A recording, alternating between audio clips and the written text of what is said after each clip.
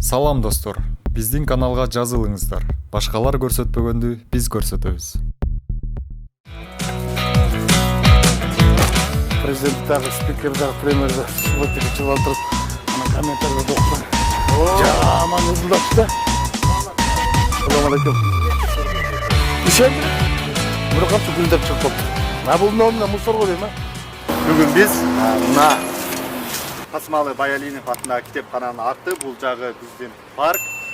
Ушунун ортосундағы бираз тазалап, тазалыкка жардам, тазалыктын кызматкерлерине жардам берели андай, Рахмат.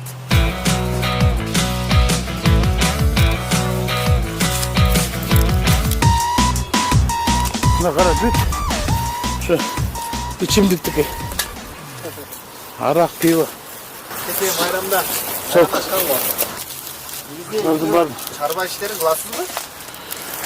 Çarba işlerin men kılmaktı suyum. Çarba işleri kılgandan anan jumuştu kılıp alıp anan şu kılgan jumuşun ordun karap özüň razı bolup tursaň bul özünçe bir rahat. Bolguday biroq nolar kol menen baş kerek. Bunu nolardı tırnağı çala albayt bunu. Buna kalma bunu lütfen kol menen. Kol menen algan. Sen şu non üstü tırna ben alsalamış menen. Сиздерге үйүп коюп Non üstüne koyup bana. Жогорку кеңештин депутаттары биз эки жолу теги ботанический садка барып чыгып атпайсызбы? Эми ал жердеги ишембилик мындай болуп атпайбы? Чыныгы ишембиликте эмес да биз бала көстөгөнчө. Чыныгы ишембилик болсо ошо Ал күнкү. жерде кандай ишембилик болду ушу? Эми ишембилик азыркы ишембилик Кантип иштедиңиздер, эмне иш кылдыңыздар? түшкө чейин иштешет. Түштөн кийин суюлуп кетип калат. Эртең менен саат 10-дордо баардыгы карайт. Анан биринде сайрында отуруп, түштөн кийинки иш алып алат. Саясат кылбай, ишембилик деген анан жөн эле калп эле элге көрүнбөйчү. Чыныгы иш кылса эл деле көрөт. О жерде өткөндө тырмалашат деле өкмөт. Сонун кылыш деп койду. Булар деп чонон. Балдарыңыз тууралуу айтып бербейсизби? Эмне менен алектенишет, үйлөрүңүздөгүлөр? Үчөө тең комузда кол ойнотушат. Балам комузда ойнойт, мектебинде окуйт, андан башка футбол менен машыгат. Футбол десе ичкен активдик иштейт да. Мен де кичинекейимде ушундай болчумун. Анан мен кайнатам да ушундай болчу. Билбейм бул кимди тартып калды деп. Анан бирок комузда кол ойнотот. Андан кийинки кызым фортепианода ойнойт, комузда ойнойт.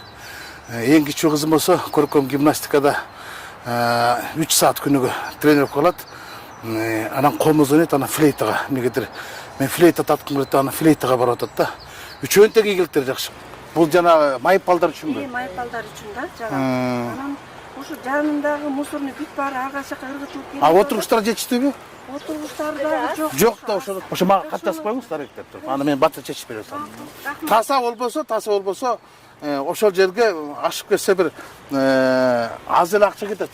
Bir 10 bin, 20 bin aşağı men bir dostlarımı çakırıp kelip durlar, sırantıp kılıp berem. Bırak kart yazıp koyunuz bana sebep olsun ha.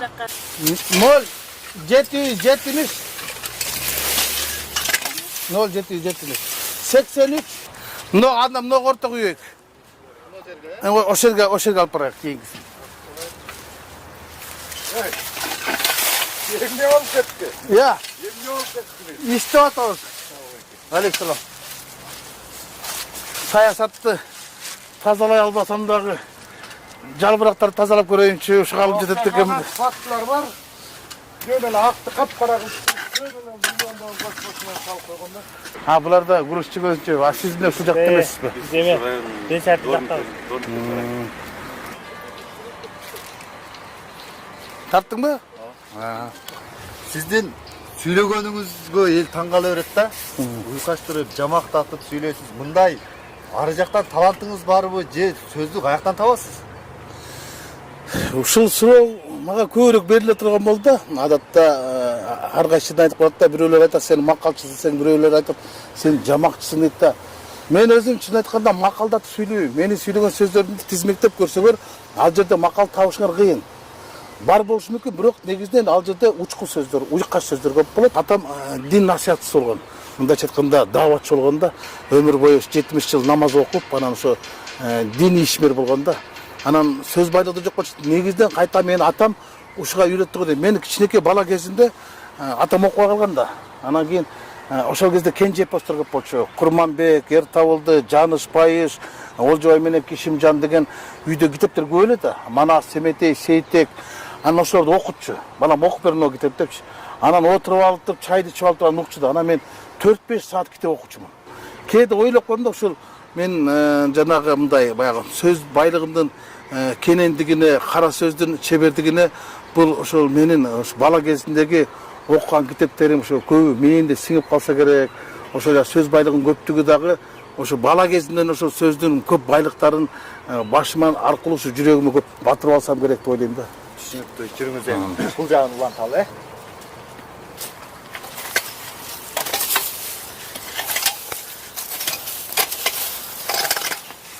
Белороктуру бар болчу да.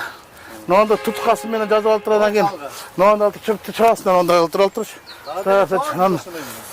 Ушунду алганда мен бир 2,5 метрди алып чөптү чабып анан алтында чөп калбаса тегиз кетсе сонун өзүнчө рахат. Анан бул ушунчалык физикалык күчтү талап кылат да. Ажырашып кетсе деле не проблемасы гаи калмаса чала берет да. Телефондо күнү түнү жок ошо нерсин бар ошолорду алып койду да. Жана кээ бир айтып атпайбы сен аябай эмоционалдуусуң анан баягы ачууң чукул депчи. Эми мына ушул жөнөкөй күнү дагы азыр бир айылдан бирөөлөр чалып атат. Таласка апамды больницага алып келсе мени карабай башка жака жиберип атат. Айтып койчу дейт. Кудайдын куттуу күнү жумуштамын. 5-чи күнү фракциядан кийин карапайым элди кабыл алам. Мына телефон чалып берип, телефон чалып күнү түнү телефонду өчүрүп койсоң сен эмне өчүрүп койдуң деп кайтып урушат.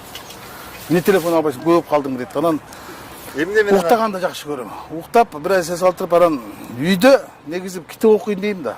Ушунчалык китеп көп. Жана кыргыз адабият сериал деген 20 томдук китеп бар. Анан бала кезде окугам, бирок ошолорду кайталап окугум келет да. Кайта ошол жол менен келгим келет. Эмнегедир убакыттын тарда. Жан дүйнөм мындай жазылып, жарпылып, ачылып калды анткени адам эмгек кылса ошончолук эс алат да. Тер чыккан сайын мен эс алам. Тилекке каршы тер чыга турган жумушту ушунчалык кызыгам да. Бир терим чыгарып иштесем депчи. Алек салам. Анан ошондой мүмкүнчүлүктөр жок болчу. Анан ошондой мүмкүнчүлүк түзүп берген силерге рахмат. Аз да болсо ошо мындай быйылкы жыл менин эмешимамда мынчалык жалбырак жок, мынчалык чиринди жок, мынчалык таштанып чогултпайсың дечи, бирок шыпырып тазалап коесуң. депутаттарга карата азыр эл жеп ичкичтер дейт, коррупционерлер дейт. Ошентип жалпы депутаттар ошентип айтат да, 120 депутат мындай деп. Ошондойлорду укканда кандай кабыл аласыз сиз? Чын сөзгө, сын сөзгө терикпеш керек. Ал чындык. А бирок бардыгын эле ошого чаптап койгон туура эмес болуп калат да. Арасында мындай эртеңкини ойлогон, элдин камын ойлогон, элдин нанын ойлогон, өлкөнүн камын ойлогон, бөлкөнүн эмес өлкөнүн камын ойлогон эр азаматтар толтура. Анан ошолордун баардыгы ошол жалпы парламентке айтылган сындан көптөр жабыртатып атат да. Мен мисалда жабыртатам. Балык остуруп отур десе мен айтам да мен балык оңсу эмесмин, эң бакырчак төбө мен болушум керек. Эң эле күчкөп сүйлөгө мен болушум керек деп анан мага да тийип кетет. Мисалы мен депутат болгондон бери ага чейин деле өмүр бою өзүмдүн машинамды өзүм айдап келем. Мен өмүрүмдө жан сакчы, жардамчы, жан бакчыларды алган эмесмин. Анткени эмнеден корком мен? Мен элдин арасынан чыккандан депутаттардын бардыгын кээде кесиптештериме таң калам да ошо. Бир жака барса сумкасын бирөөгө көтөртүп коет. Соткасын бирөөгө көтөртүп коет. Анан ортодо басат, анан кайтарып басышат. Анын канчалык кажети бар? Ошого суроо бергим келет да, сен кимсиң дегендей болуп турчу. Сага канчалык деген эле коопсуздук, коркунуч бар деген. Ошондойлорду көргөндөн кийин мына биз дагы эл астына алып чыгалы депутаттарыбызды, эл көйгөйүн жеринде айтып алсын, жөнөкөй иш бөлмөсүнө кире албай жатса, мына өзүңүз деле бүгүн ушу иш учурунда эле 2-3 көйгөйдү уктуңуз, ушул сыяктуу көрдүңүз, иштедиңиз, анан башка кесиптештериңизге дагы балким сунуштап өз оозуңуз менен айтып көрбөйсүзбү? Балким бул эми мен кесиптештериме ушу жогорку кеңештин депутаттарына айтат элем да, кыргыздын жакшы сөзү бар. Эл менен жүрсөң бийиксиң, элден чыксаң кийиксиң депчи. Кандай болгондугунда сен эл өкүлүсүңбү? Ошол бизге бийликти, мандатты эл берген. Ошо биз элге жакын болушубуз керек. Биз элдин өкүлүбүз. Биз бийликтин өкүлү эмеспиз. Биз ошо элдин үнүн, элдин трибунада жеткирип аткандан кийин биз элге жакын болушубуз керек. Анан депутаттар элден шайланып келип алгандан кийин 5 жыл бою элди эстен чыгарып койсо бул трагедия. Жөн эле маек куруп бербестен иш үстүндө, эмгек үстүндө маек курдук. Сиздин ишиңизге мындан ары да ийгиликтерди каалайбыз.